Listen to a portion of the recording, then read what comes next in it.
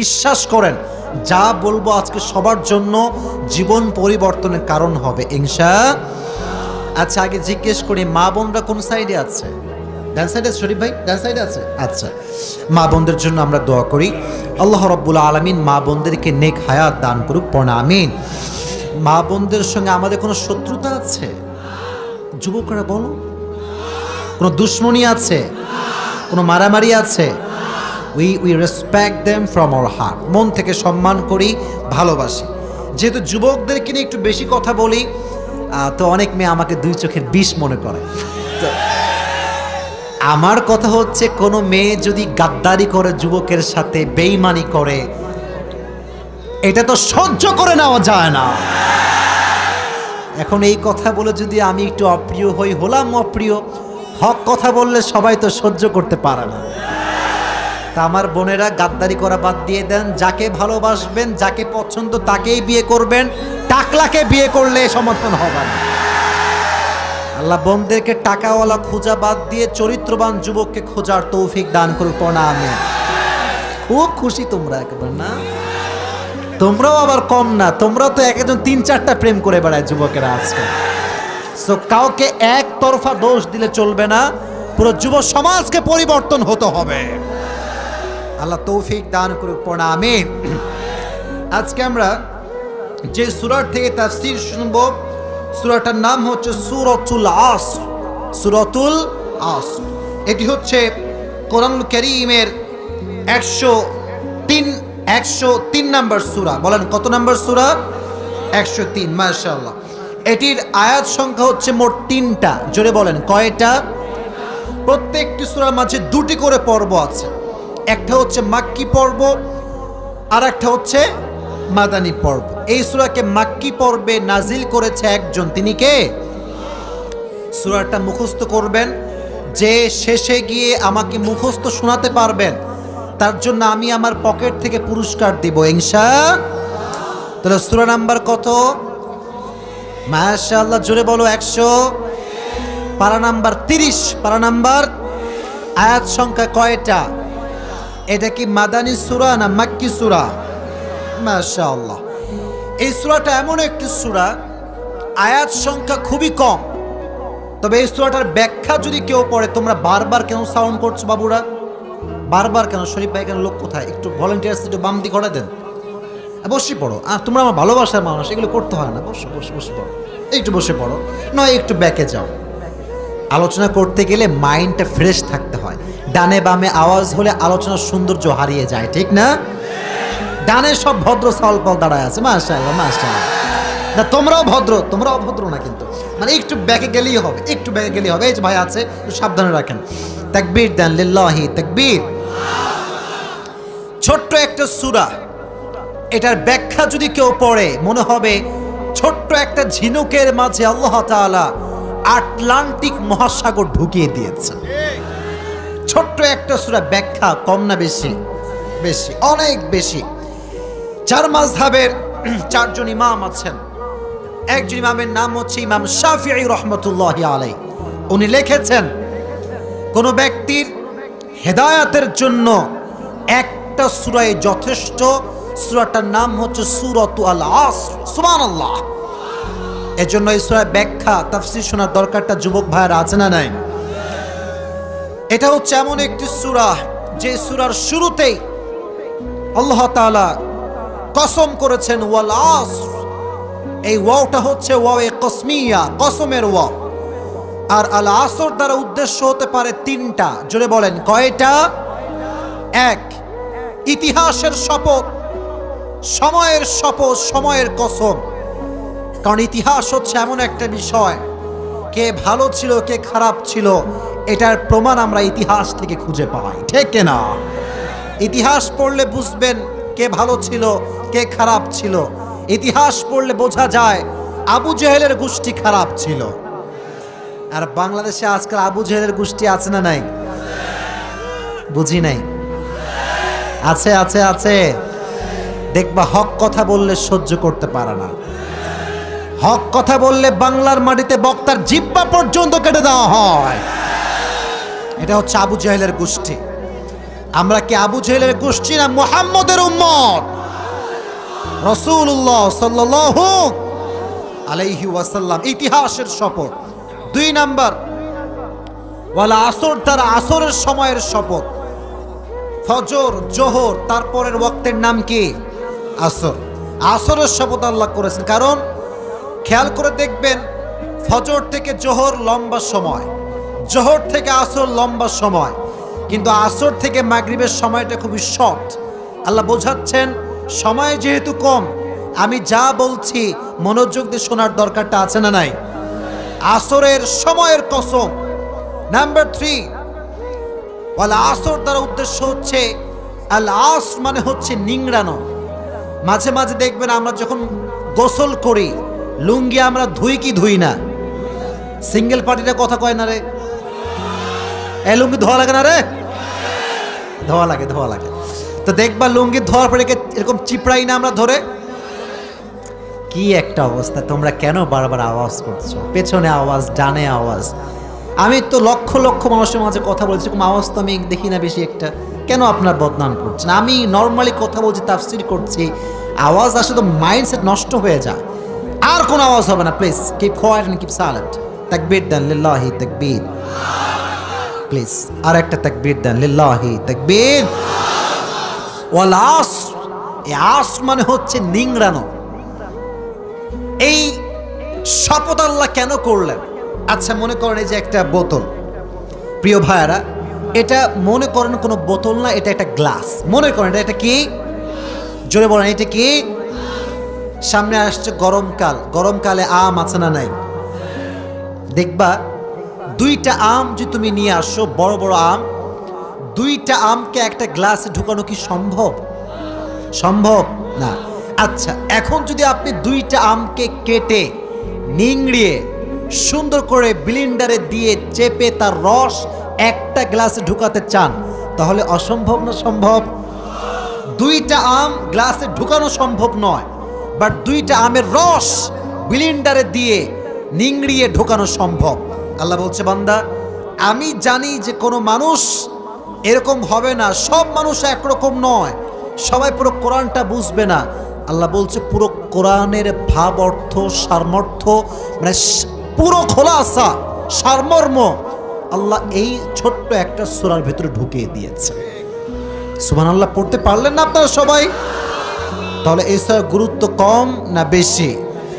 খোলাসা, পুরো কোরআনের খোলাসা এই সূরার ভিতরে আছে। এবার আল্লাহ বলছেন শপথ করে আমাদের সবাইকে, ইন্নাল ইনসানা লাফি খুসর। সবাই ভালো শ্রোতা আমার, মাশাআল্লাহ। সমস্ত মানুষ ক্ষতিগ্রস্তের শামিল। আল ইনসান, এই যে আলিফ লাম, এটাকে বলা হয় আলিফ লামে ইস্তিগরাকি, কুল শামিল। গোটা বিশ্বের সমস্ত মানুষ ক্ষতিগ্রস্ত। যুবকরা কেন ক্ষতিগ্রস্ত? বেশিরভাগ যুবকের ক্যারিয়ারে লাল বাতি জ্বলে গিয়েছে মেয়ের নেশায় আসক্ত হওয়ার কারণে। এরকম যুবক বাংলাদেশে আছে না নাই? এখানে মুরব্বী আব্বাজান এবং অনেক অনেক মান্যগণ্য ব্যক্তিরা আছে। যুব সমাজের অধঃপতন আর একটা বড় কারণ হচ্ছে বাংলাদেশে মাদক দ্রব্য বেড়ে গিয়েছে, নেশা বেড়ে গিয়েছে। এই যে যুবকগুলো গাঁজা খায়, অনেক যুবক বলে হুজুর গাঁজা না খাইলে নাকি মেয়েরা পছন্দ করে না। এটা পৃথিবীর সবচাইতে অসভ্য জাতির কথা ছাড়া আর কিছু হতে পারে না। আর যেই মেয়ে গাঁজাখোরকে পছন্দ করে ওকে তো আমি মেয়েই মনে করি না, আমি মেয়েই মনে করি না। কারণ প্রকৃতপক্ষে দিনদার নারী কখনো গাঁজাখোরকে বিয়ে করতে পারে না। হ্যাঁ, একটা বিষয় হচ্ছে গাঁজাখোর যদি হেদায়েত প্রাপ্ত হয়, ভালো হওয়ার নিয়ত করে, দ্যাটস ডিফারেন্ট। কিন্তু আজকালকার মেয়েরা দেখবেন বা দাড়িওয়ালা পছন্দ করে না, 5 ওয়াক্ত নামাজি পছন্দ করে না, দিনদার ছেলেকে পছন্দ করে না। এলাকার বখাটে লুচ্চা যার চুল এক পাশে আছে আর এক পাশে নাই, এর পেছনে মেয়েরা লাইন ধরে দাঁড়িয়ে যায়। আল্লাহ এদেরকে হেদায়েত দান করুক, আমিন। যুব সমাজ ধ্বংসের 2 নাম্বার কারণ হচ্ছে ইয়াবা, ড্রাগস। ইভেন শুধুমাত্র যুবকরা ইয়াবা খায় না, পাচারও করে। আজকে হাজার হাজার যুবকের ক্যারিয়ার নষ্ট হয়ে গিয়েছে এই মাদকের নেশায় আসক্ত হওয়ার কারণে। ঠিক এরা। অতএব নারীর নেশায় আসক্ত হওয়া যাবে না।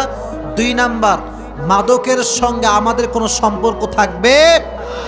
আমি আমার বাংলাদেশের মাননীয় প্রধানমন্ত্রী জননেত্রী শেখ হাসিনাকে ধন্যবাদ জানাই যে উনি মাদকের ক্ষেত্রে একদম 0 টলারেন্স, কোনো ছাড় নাই। যে যার কাছে পাওয়া যাবে তাকেই শাস্তি দিতে হবে, ঠিক না বলেন? কারণ যখন একটা ড্রাগস কেউ সাপ্লাই করে, ওই ছোট্ট একটা ড্রাগসের কারণে একজন যুবকের জীবনও নষ্ট হয়, পরিবারের জীবনও নষ্ট হয়ে যায়।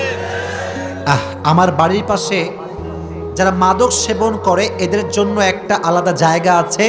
যখন এরা একদম আউট অফ লিমিটেশন চলে যায়, ওদেরকে ওইখানে ভর্তি করা হয়। তো আমি দেখেছি ওদের দিকে, যখন আমি ওই পাশ দিয়ে যাই গাড়ি নিয়ে, ওরা সব সময় দেখি জানালার কাছে দাঁড়ায় থাকে। নেশা করতে করতে চোখ নাই, ঠোঁট নাই, গাল নাই, কিছু নাই, তাকায় আছে হবে, কিছু বললে শোনেও না। রসুল যেটাকে হারাম করেছে, আল্লাহর কসম, এখানে কোনো সুখ শান্তি কিচ্ছু থাকতে পারে না। অতএব ইয়াবা আজ থেকে আমরা ইয়েস বলবো না নো বলবো? ইয়েস নাকি নো? নারীর নেশাকে আমরা ইয়েস বলবো না নো বলবো? ভাইরে ভাই, তোমরা নারীর নেশায় আসক্ত হওয়া সমস্যা নাই, বাট বিফোর ম্যারেজ নয়, আফটার ম্যারেজ তোমাকে এটা করতে হবে। বিয়ের আগে 3টারে কয় আই লাভ ইউ, আর বিয়ের পরে বউরে কয় আই হেট ইউ। এর মতো কপাল পোড়া যুবক আল্লাহর জমিনে আর কেউ হতে পারে না। ইন্নাল ইনসানা লাফি খুসর, সমস্ত মানুষ ক্ষতিগ্রস্তের শামিল। এখন আমার পাশে শরীফ ভাই বসে আছে, হক কথা বলতে ভয় লাগতেছে। আসলে দেখবেন অনেক অফিসাররা আজকাল ঘুষ খায়। কথা ঠিক আছে না শরীফ ভাই?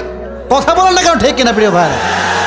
সব অফিসার একরকম না, শরীফ ভাইকে আমি ধরি না এখানে, কিছু কিছু লোক আছে খায়। তা আমি সেই দিন বলছিলাম যে কোনো এক অফিসার সাহেব তার ওই মসজিদের সামনে বসে অজু করছে, নামাজ পড়বে। কি করছে? কথা বলে না কেন, কি করছে? অজু করা কমপ্লিট হয়ে গিয়েছে, আসরের নামাজ পড়বে, অজু করে নিয়েছে। হঠাৎ করে চোখ তুলে দেখছে দূর থেকে একজন ছেলে বিশাল বড় একটা ব্যাগ হাতে নিয়ে আসছে। হাতে কি? ব্যাগ। তো অফিসার বলছে, এটা কে আসছে রে? যখন কাছে এসেছে দেখছে তো আমার কর্মী, আমার ছেলে। এই কি রে, তোর হাতে এত বড় ব্যাগ কিসের? স্যার মাল নিয়ে আসছি। কি নিয়ে আসছি? মাল মানে? কথা বল, রংপুরের ভাইরা, মাল মানে কি? টাকাটা কি হালাল না হারাম?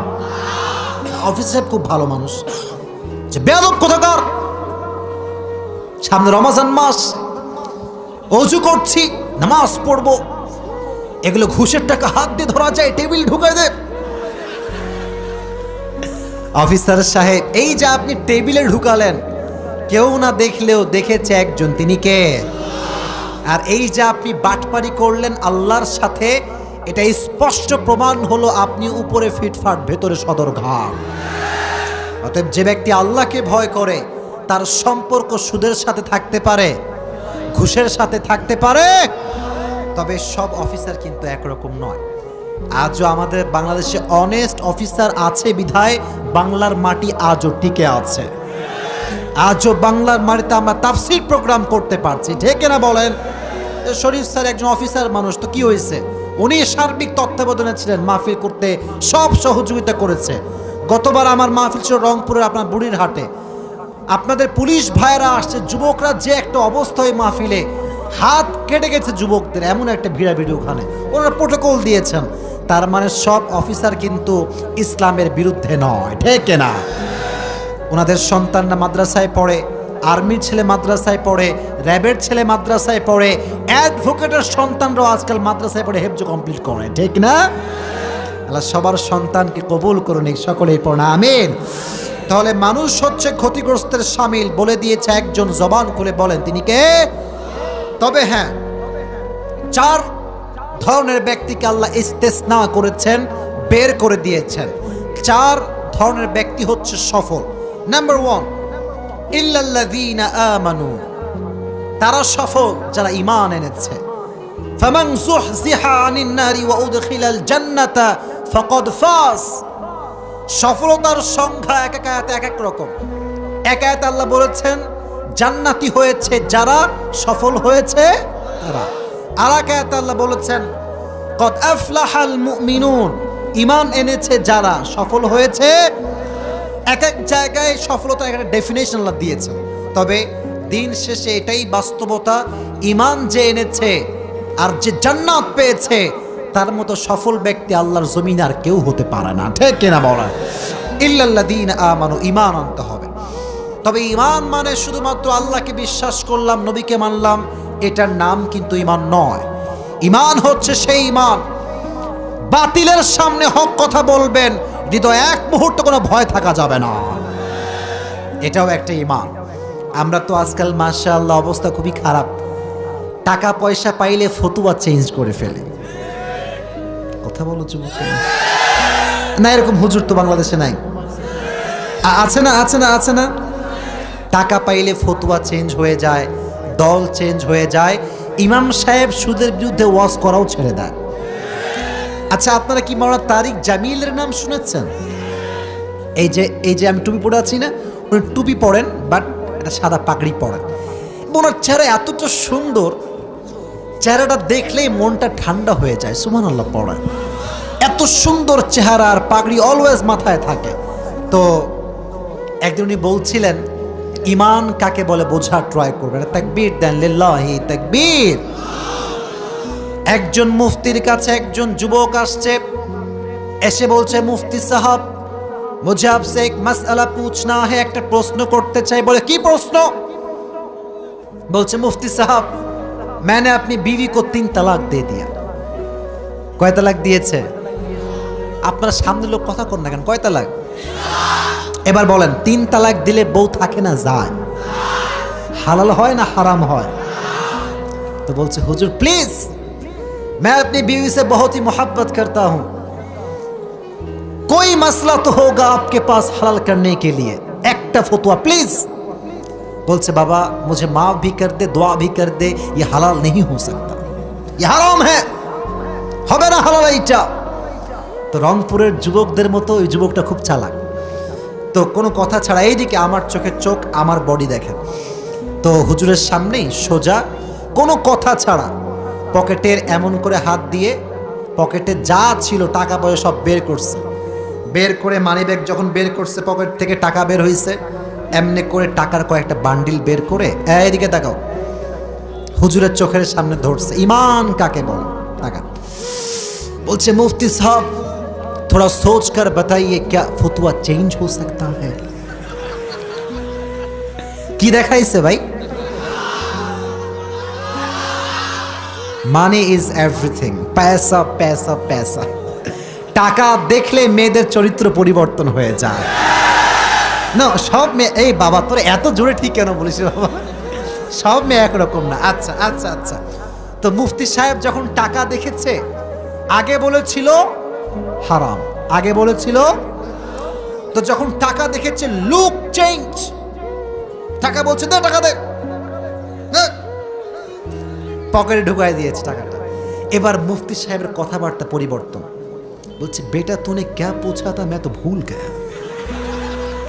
বাবা তুই কি প্রশ্ন করেছিলি? তো বলছে মুফতি সাহেব मैंने अपनी बीवी को भी 3 तलाक दे दिया, उसकी फैमिली को भी 3 तलाक दे दिया। আর একটু বাড়ছে, এবার সবাইকে তালাক দিয়ে দিয়েছে। তো বলছে क्या ये हराम है या हलाल है? मुफ्ती साहब বলছে बेटा ये तो हलाल है, ये तो हलाल। तो যুবক যখন শুনছে কি রে, मुफ्ती साहब तो अभी के भी हराम बोल रहा था, ये अभी के भी हलाल कैसे हो गया? मुफ्ती साहब মাসলা বুঝায় দেন। বুঝি নাই। বলছে বাবা তুই কি আরবি বুঝিস? বলছে না আরবি তো বুঝি না। বলছে তুই কি মক্তবে পড়েছিস? বলছে হ্যাঁ মক্তবে পড়েছি। বলছে বল তো কলকলার হরফ কয়টা? বলেন তো কয়টা? বৃষ্টি হচ্ছে আমি বুঝতেছি, বলেন কয়টা? কফ, ত, বা, জিম, দাল। বলছে বাবা তুই যে তালাক বলেছিস এই শেষে একটা অক্ষর আছে।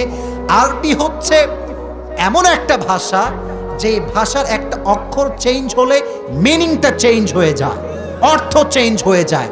বলছে বাবা এখানে শেষে কফ আছে, কলকলার হরফ পড়লে ধাক্কা দিতে হয়, তুই বলছিস তালাক, এটা আসলে হবে তালাক। এটা আসলে হবে কি তালাকা।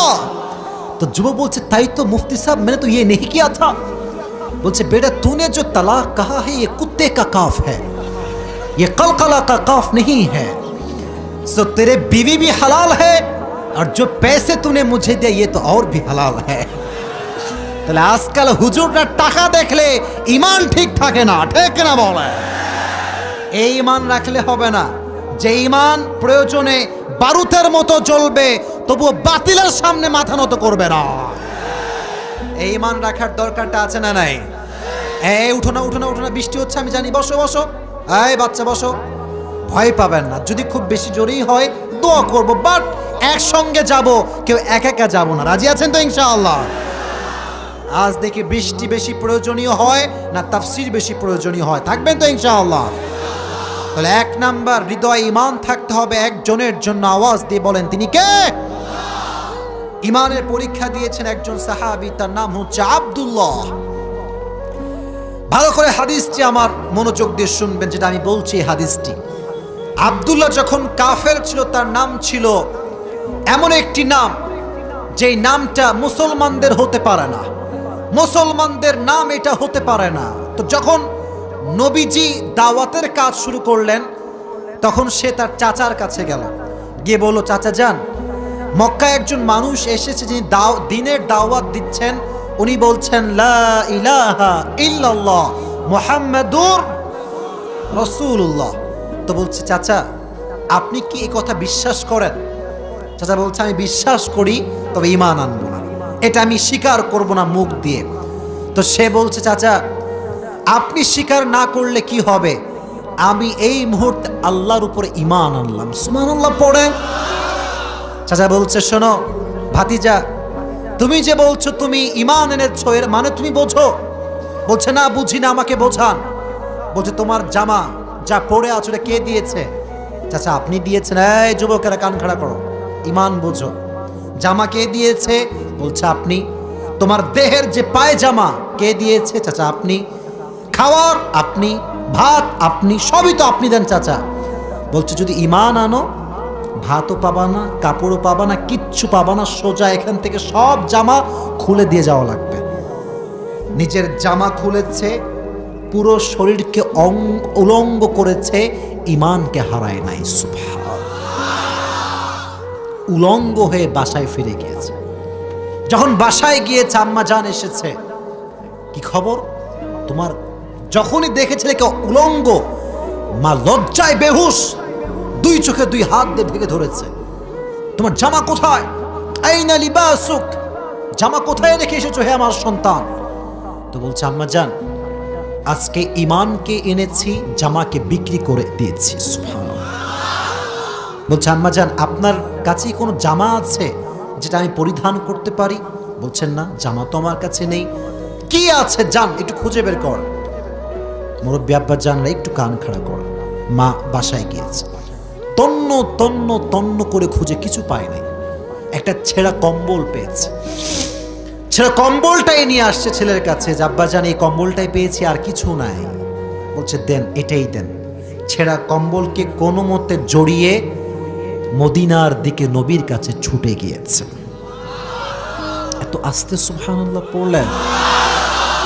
যাওয়ার পরে সারা রাত সফর করেছে, সারা দিন সফর করেছে, হেঁটে হেঁটে সফর করেছে। ভোর রাতে নবীজির গেটের সামনে গিয়ে বসে গিয়েছে, একদম কম্বল মুড়ি দিয়ে বসে আছে। নবী যখন আসছেন ঘর থেকে বের হয়ে অবাক, আরে কে তুমি, কই থেকে এসেছো? বলছে, নবী হে আমার নাম অমক, আমি ওই জায়গার থেকে এসেছি, আমি উলঙ্গ হয়ে সামান্য একটা কম্বল মুড়ি দিয়ে এসেছি, শুধু আপনার ভালোবাসায় আমি ছুটে এসেছি। সুবহানাল্লাহ। নবী বলছেন, তোমার কোনো টেনশন নাই। নবীজি নিজে জামা এনেছেন, নিজের হাত দিয়ে আব্দুল্লাহকে জামা পরিয়ে দিয়েছেন, আর বলছেন তোমার নাম আজ থেকে কোনো বিধর্মীর নাম নয়, তোমার নাম আজ থেকে আমি মুহাম্মদ রাখলাম আব্দুল্লাহ। সুবহানাল্লাহ। নবীজি নিজে জামা পরাই দিলেন, নিজেই নাম রাখলেন। ইতিমধ্যে যখন আব্দুল্লাহ ঈমান আনলো, প্রকৃতপক্ষের মুসলিম হয়ে গেল, যুদ্ধের দামামা বেজে উঠল। যুদ্ধ চতুর্দিকে সব সাহাবায়ে কেরাম রেডি যুদ্ধের জন্য, জিহাদের জন্য। তো আব্দুল্লাহর জ্বর এসেছে। যুবক ভাইরা কি এসেছে? জ্বর। তো বলছে নবী হে, আমিও তো যুদ্ধে অংশগ্রহণ করতে চাই। নবী বলছেন আব্দুল্লাহ খবরদার, তোমার জ্বর, তুমি বাসায় থাকো, তোমাকে যেতে হবে না। তো জেদ করছে, আমি যাবই, আমি যেতে চাই, যুদ্ধে অংশগ্রহণ করতে চাই। বলছে আব্দুল্লাহ তুমি শুয়ে থাকো, আমি নবী তোমাকে বলছি যদি তুমি বেডে থেকেও মরে যাও, আল্লাহ তোমাকে ওই মৃত্যুতেই শহীদি মর্যাদা দান করবে। এবার নবীজি যুদ্ধে আসলেন। যুদ্ধে আসার পরে হঠাৎ করে একজন কাসেদ বার্তাবাহক খবর নিয়ে আসলো, ইয়া নবী, ইয়া রাসূলুল্লাহ, আপনার প্রিয় সাহাবী আব্দুল্লাহ দুনিয়াতে আর নেই। আহা, সে চলে গিয়েছে। নবীজি যুদ্ধ রেখে নিজে আসলেন আব্দুল্লাহকে দাফন করবার জন্য। সুবহানাল্লাহ, জোরে সোরে পড়েন সুবহানাল্লাহ। লাশ নিয়ে আসছে দুইজন সাহাবী, দুই কাঁধে করে, একজন সামনে আর একজন পেছনে। আরেকজন মানুষ কবরে, এদিকে তাকান, কথাগুলো বুঝবেন, ঠিক বেঠিক বললেই হবে না। দুইজন সাহাবী লাশ আনছেন, কয়জন? আরো জোরে, কয়জন? আরেকজন মানুষ কবরের ভিতরে দাঁড়িয়ে আছে দাফন করবার জন্য। আরেকজন ডান পাশে রাতের অন্ধকারে ছোট্ট একটা মোমবাতি নিয়ে দাঁড়িয়ে আছে আলো দেওয়ার জন্য। যে দুইজন সাহাবী আব্দুল্লাহ লাশ নিয়ে আসছে, একজন হচ্ছে আবু বকর আর একজন হচ্ছে ওমর। আর যিনি টিপ টিপ টিপ টিপ টিপ টিপ মোমবাতি নিয়ে ধরে দাঁড়িয়ে আছেন, তিনি হচ্ছেন বেলাল। আর যে লাশটা ধরার জন্য কবরে নিজে দাঁড়িয়ে আছেন, এই সাহাবায়ে কেরাম সাবধান, তোমার ভাই যেন কষ্ট না পায়, সুন্দর করে নিয়ে আসো। তিনি আর কেউ নন, তিনি হচ্ছেন আপনার আমার মায়ার নবী। সুবহানাল্লাহ। নবীজি নিজেই লাশ ধরলেন, নবীজি নিজে। আরে ভাই, যার লাশ নবী নিজে দাফন করে, তার চাইতে ভালো কপাল কি আর কারো হতে পারে? নবী নিজে দাফন করলেন, নিজেই মাটি দিলেন। মাটি দেওয়ার পর নবীজি নিজেই দুটো হাত রবের কাছে তুলে বললেন, আয় আমার রব, সন্ধ্যা পর্যন্ত আমি আব্দুর উপর রাজি ছিলাম, তুমি আল্লাহ রাজি হয়ে যাও। দূর থেকে একজন সাহাবী, তার নাম হচ্ছে আব্দুল্লাহ ইবনে আব্বাস, বিখ্যাত সাহাবী, বিখ্যাত সাহাবী। এত বড় সাহাবী ব্যাখ্যা করার সময় আমার কাছে নাই। দাঁড়িয়ে দাঁড়িয়ে দেখছে যে নবীজি নিজে দাফন করলেন, আবু বকর ওমর নিয়ে আসলো, ইভেন বেলাল দাঁড়িয়ে আছে লাইট নিয়ে, আলো নিয়ে। আব্দুল্লাহ ইবনে আব্বাস চোখের দুটি পানি ছেড়ে কান্না করছে আর বলছে, আল্লাহ, আজ যদি আব্দুল্লাহর জায়গায় আমি আব্দুল্লাহ ইবনে আব্বাসের লাশ হতো, আমি আব্দুল্লাহ ইবনে আব্বাসের কপালটাই খুলে যেত। সুবহানাল্লাহ পড়ে। ঈমান কাকে বলে? উলঙ্গ হয়েছে, ঈমানকে বিক্রি করে নাই। যুদ্ধের জন্য প্রস্তুত হয়েছে, জ্বরকে পরোয়া করে না, ঠিক না বলে? এটা হচ্ছে ঈমান। এই ঈমান আমাদের মাঝে নাই। আজকে আমরা হক কথা বলতে পারি না, ইভেন হক কথা সহ্যও করতে পারি না। এ তো আসতে ঠিক বললাম। এই সমস্যা বাংলাদেশে আছে না? ইমাম সাহেবরা দেখবেন, যারা খতিব স্পেশালি, রাগ করবেন না, ইমানের কথা বলতে গেলে কথাগুলো বলতে হয়। খতিব সাহেবকে মসজিদের সভাপতি, সেক্রেটারি, ক্যাশিয়ার সাহেবরা লিস্ট দেয়, এই কথাগুলো বলবেন না। কথা বলেন, কেন বলবেন না? বলছে সুদ চলবে না। কেন? ক্যাশিয়ার সাহেব সুদ খায়। বলছে পর্দার ওয়াজ তাহলে করি, বলছেন না। কেন? বলে যে সভাপতির মেয়ে পর্দা করে না। তো কি ওয়াজ করবে? ঘুষের ওয়াজ নাই, পর্দার ওয়াজ নাই, সুদের ওয়াজ নাই। কেন? এটাই হচ্ছে এমন ঈমান যে ঈমান বাতিলকে ভয় করে। এজন্য আমার ভাই কথা স্পষ্ট, আমি বহু আগে জুমার খুতবা পড়াই, বহু আগ থেকে। আল্লাহ যেন আমাকে একটু একটু সামর্থ্য দিয়েছিল, একটু একটু, একদম টোটালি অফ করে দিয়েছে। বেতনই নিই না, বেতনই বন্ধ। তোমার কথা আমি শুনবো আর কোরআনের কথা বলতে পারবো না, এটা কষ্টের কালো সম্ভব হতে পারে না।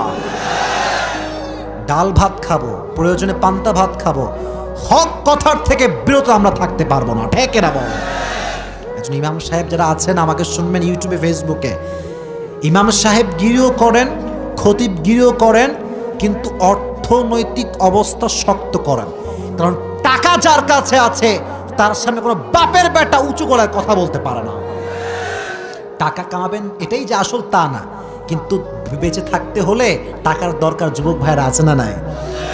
আল্লাহ সবাইকে শক্তিশালী ঈমান রাখার তৌফিক দান করুন, সকলেই পড়া আমিন। আপনারা মনে হয় বৃষ্টির কারণে ভয় পাচ্ছেন, বিরক্ত হয়ে গেছেন। আমি কি দোয়া করে দিব নাকি? চলবে তো ইনশাআল্লাহ। যেরকম মানুষ শুরুতে ছিল এখনো আছে, এটাই প্রমাণ করে রংপুরের মানুষ ইসলাম প্রেমিক মানুষ, এরা কোরআন প্রেমিক মানুষ, এরা বাতিলের সামনে মাথা নত করে না, ঠিক না বলে? দোয়া করে যাবেন, ঠিক আছে ইনশাআল্লাহ। তাহলে 1 নাম্বার ঈমান থাকতে হবে একজনের উপরে, তিনি কে? ইল্লাল্লাযীনা আমানু। 2 নাম্বার ওয়া আমিলুস সলিহাত, সফল হয়েছে তারা, ভালো আমল করেছে যারা। এবার একটু ব্যাখ্যা বোঝেন তাফসীর থেকে। বেশি আমল জরুরি না ভালো আমল জরুরি? শুনি নাই, আরো জোরে, আরো জোরে। এক্সাম্পল দিচ্ছি। আপনাদের সৈয়দপুরে আমি আজকে মাগরিবের নামাজ পড়েছি, সৈয়দপুরে মডেল মসজিদে। আচ্ছা, আমি একটা এক্সাম্পল দিচ্ছি। মনে করুন আজকের এই মাহফিল থেকে একজন যুবক রংপুরের মডেল মসজিদে গেল, 70 রাকাত নামাজ পড়লো। কত রাকাত? কিন্তু যুবকের ওযু নাই,